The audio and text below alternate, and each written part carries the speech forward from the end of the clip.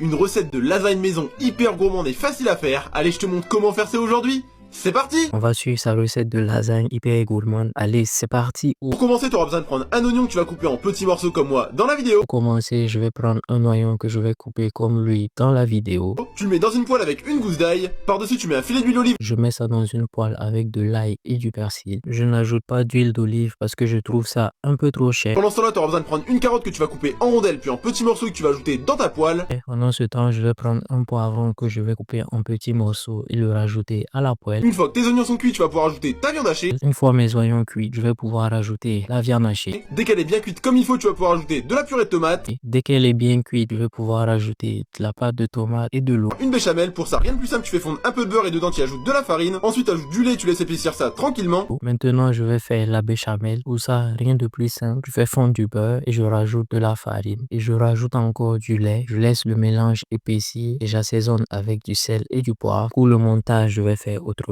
Je rajoute des pâtes torsadées cuites. Une recette pour les étudiants, les gars. Ensuite, la béchamel, la viande hachée, un peu de cheddar râpé. Je répète l'opération et au-dessus, je rajoute du parmesan et j'enfourne ça à 200 degrés Celsius pendant 30 minutes. Et une fois que c'est prêt, j'ai plus qu'à déguster. Ok, en vrai, c'est pas mal, mais je mets la note 7,6 sur 10 parce que les couches de pâte sont un peu trop épaisses, donc ça ne vaut pas une lasagne bien faite. Ok, à la prochaine. Si tu es abonné, bien sûr.